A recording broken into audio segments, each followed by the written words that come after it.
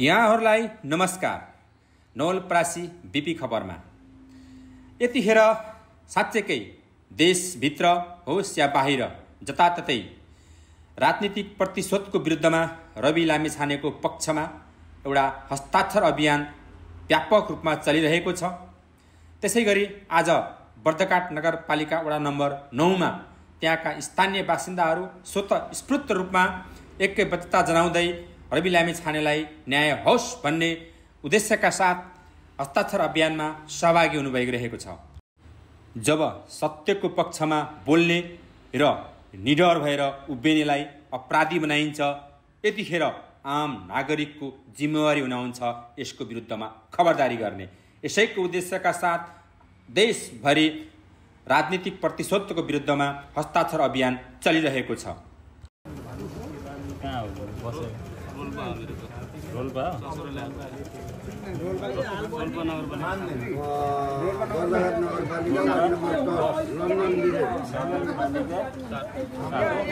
तपाईँ भनिदिनुहोस् यो हस्ताक्षर अभियान किन आवश्यकता परिरहेको छ र यसले के प्रभाव पर्ला भोलि? यसले प्रभाव पार्ने भन्दा पनि यसको जुन कार्यक्रम सुरु भएको राज्यले एउटा निर्दोष व्यक्तिलाई चाहिँ दमन गरेको हुनाले एउटा त्यो व्यक्ति चाहिँ जेलबाट निस्कोस् भन्नका लागि अन्तर्राष्ट्रिय स्तरमा चाहिँ हाम्रो कानुनी प्रक्रियामा जानुको लागि चाहिँ देशव्यापी चाहिँ हाम्रो यो जुन हस्ताक्षर कार्यक्रम लागू भइरहेको छ, हामी सुरु गरिरहेका छौँ। किन अन्याय परेको छ, राज्यले किन यसरी प्रतिशोध लिइरहेको छ, अब नेपाली जनताले के गर्न पर्ला? यो तीनटा कुरामा मैले तपाईँलाई सोधेँ। सबसे पहिला धन्यवाद छ गिरी दाइलाई। म पनि भारतीय सेनाबाट 28 साल चाहिँ एउटा सर्भिस गरेर चाहिँ एउटा चाहिँ जन्मेको चाहिँ भर्खर चाहिँ एउटा सुत्केरी अवस्थाबाट चाहिँ निक्लेको चाहिँ एउटा हाम्रो चाहिँ नेतालाई चाहिँ लगेर विभिन्न उसमा लगेर काल खण्डमा लगेर फसाउने चाहिँ काम गरेको उसमा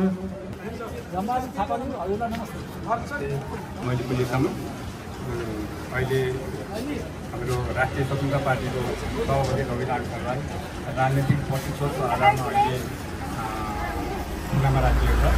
त्यसको लागि अरू पार्टीहरूलाई भरौटीमा रिहा गर्ने र उहाँलाई छानबिन समेत नगर्ने र प्रतिशोधको आधारमा नै उहाँलाई जेलमा राखेको कारणले गर्दाखेरि नै उहाँलाई रिहाईको लागि अथवा अन्तर्राष्ट्रिय समर्थन जुटाउनको लागि हामीले जनताबाट हस्ताक्षर सङ्कलन कार्यक्रम गरिरहेका छौँ।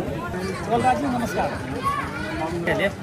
रवि लामिछानेलाई त्यो दोषी छ भनिराख्नु भएको थियो र जब उहाँले एउटा अनुसन्धान आयोग पनि बनाउनु भयो र अनुसन्धान आयोग बनिसकेपछि एमालेका सूर्य थापाले नै यो चाहिँ उहाँमा प्रसङ्गता रहेनछ सहकारी ठगीमा, हामीले कहीँ पनि पढाउन भेटिएन भनेर भनिसकेर प्रष्ट कुरा आइसकेपछि पनि फेरि बानाबाजी गरेर एउटा राजनीतिक प्रतिशोध लिँदै फेरि चाहिँ कतै मुद्दा हाले जस्तो गर्ने, फेरि समाज जस्तो गर्ने, अदालतमा जाने, अनि अन्तिम इच्छा के छ भन्ने, अनि कसरी हुन्छ टर्चर दिने र चाहिँ उहाँलाई टर्चर दिएरै होपलेस पार्नको लागि मात्रै एउटा राजनीतिक प्रतिशोध लिएर यो चाहिँ जेलतिर घुमाउने काम गरिराखिएको छ। यो अत्यन्त हस्, धन्यवाद। यहाँ चाहिँ 9 नम्बर वार्डको सचिवको पदमा पनि हुनुहुन्छ र यहाँले जो जानकारी दिनुभयो जानकारीको लागि धन्यवाद। तपाईँ हाम्रो एकबद्धता तथा आगामी दिनहरूमा जनताहरू वास्तवमा यस रवि लामिछानेलाई अन्याय अत्याचार भएकै हो, राज्यको शासन शक्ति र सत्ता प्रयोग गरेर उहाँप्रति राजनीतिक प्रतिशोध भएकै हो भन्ने कुराहरूको एउटा जनताहरूको न्यायप्रेमी जनताहरूको एकबद्धता जनाएपछि केही न केही उहाँमाथि हामीले जनताहरूमाथि गरेको न्यानो माया र सद्भाव पछि देश र जनताहरूमाथि पनि र राज्य सरकारलाई पनि केही न केही दबाब सिर्जना गर्नेछ। तपाईँ हामीले सानो सहयोगले पछि देश र एउटा भर्खर पुरो नलागेको कलिलो बिरुवालाई जरैदेखि निमटेर हालेपछि हामीहरूले देशमा हालिमुहाई र रजाइ गरिरहनेछौँ भन्ने एउटा ठुलो सङ्कल्प लिएर ठुलो दुष्प्रयास भइरहेको छ। यो दुष्प्रयासलाई तपाईँ हामी सबै मिलेर भन्दै तपाईलाई स्वागत छ मेरो यो नवलपरासी बिपी खबरमा। साँच्चै अहिले यतिखेर देशव्यापी र विदेशमा समेत राजनैतिक प्रतिशोधको विरुद्धमा एउटा रवि लामिछानेको पक्षमा हस्ताक्षर अभियान सुरु भएको छ। तपाईँ पनि आज प्रत्यक्ष सहभागी भएर यस अभियानमा सहभागी भएर हस्ताक्षर गर्नुभयो। खास यस कार्यक्रमको उद्देश्य के हो, यसको महत्त्व के छ, प्रश्न पारिदिनुहोस् न। यहाँलाई धन्यवाद। मेरो नाम गिरिराज रेग्मी, म नवलपरासी जिल्ला यसै बरघाट नगरपालिका वार्ड नम्बर 9 निवासी हुँ। रवि लामिछानेलाई राज्यले राजनीति प्रतिशोधपूर्ण व्यवहार गर्यो। त्यसको विरुद्धमा रवि लामिछानेको न्यायको निम्ति राष्ट्रिय या अन्तर्राष्ट्रिय स्तरमै यो मुलुकमा मात्रै नभइकन जहाँ जहाँ नेपालीहरू पुग्नु भएको छ संसारका मुलुकहरूमा सबैतिर हस्ताक्षर अभियान चलिरहेको कुरो यहाँलाई जानकारी गराउँदछु। र आज यो हस्ताक्षर कार्यक्रमको किन आवश्यकता पर्यो भने पनि हो, यहाँ थुप्रै त्यस्ता खालका दोषीहरूलाई छोडिदिने र उनीहरूलाई निर्वाध रूपमा हिँड्डुल गर्न दिने र निर्दोष एउटा रवि लामिछानेमाथि जुन राजनीतिक प्रतिशोध सान्न खोजियो त्यसको विरुद्धमा आम नेपालीहरू उद्वेलित छन् र संसारका हरेक कुना काप्चामा बसेका नेपालीहरू उद्वेलित छन् र सचेत छन्।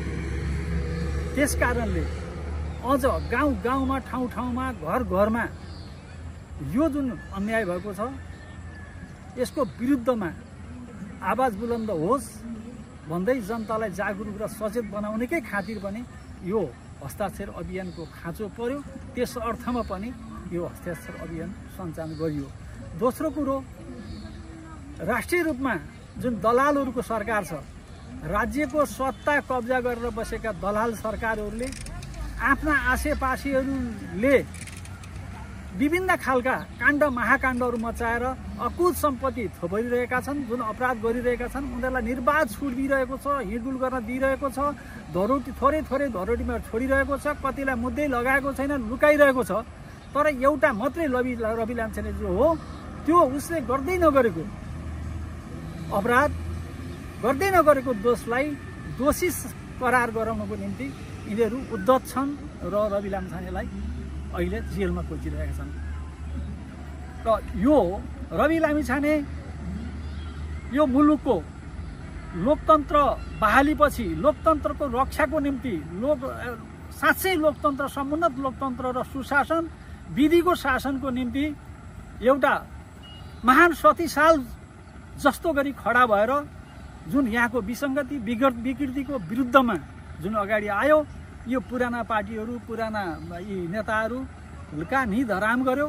उसले 6 महिनाको अवधिमा लगभग 12 लाख भोट जुन प्राप्त गर्यो र सदनमा 22 जना आफ्ना सांसदलाई उपस्थिति गरेर नेपाली न्याय प्रेमी जनताहरूको पक्षमा, तल्लो वर्गको पक्षमा जुन आवाज बुलन्द गरिरहेको छ संसदमा, आज पनि सुन्न लायक र हेर्न लायकका सांसदहरू र गिन्तीमा आउने सांसदहरू छन् भने राष्ट्रिय स्वतन्त्र पार्टीकै छन्।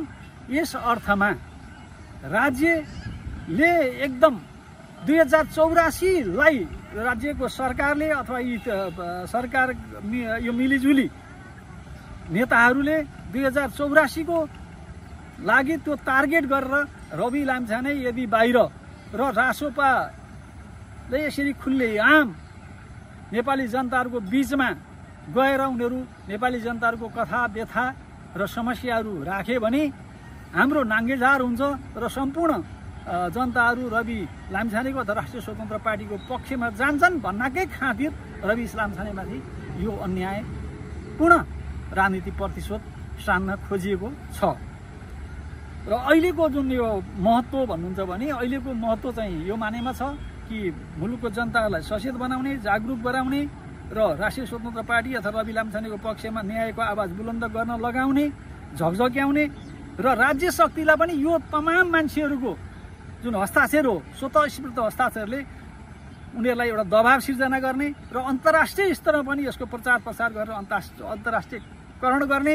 जुन नेपाली शासकहरूले हामी लोकतन्त्र चलाइरहेका छौँ, गणतन्त्र चलाइरहेका छौँ र विधिको शासन चलाइरहेको भनेर जुन डङ्का पिटिरहेका छन्, त्यो डङ्का वास्तविक लोकतन्त्र यिनीहरूले चलाएका छैनन्। वास्तविक लोकतन्त्रको बहाली यहाँ नेपालमा भएको छैन यी शासकहरूबाट भन्ने जुन बारेमा र ती विदेशी कूटनीतिक नियोग भनौँ या विदेशी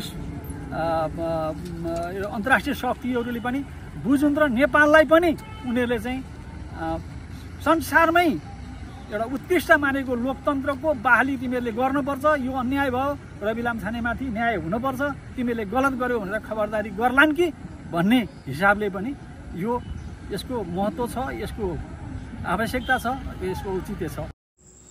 आज बर्दघाट नगरपालिका वडा नम्बर 9 अन्तर्गत राजनीतिक प्रतिशोध विरुद्ध र सत्यका पक्षमा हस्ताक्षर अभियान सम्पन्न भएको छ। यो अभियान कुनै राजनीतिक दलको मात्र नभई आम नागरिकको न्यायप्रेमी भावनासँग जोडिएको कार्यक्रम हो। यति भन्दै आज म यस कार्यक्रमबाट बिदा हुन्छु। हस्त, धन्यवाद, फेरि भेटौँला।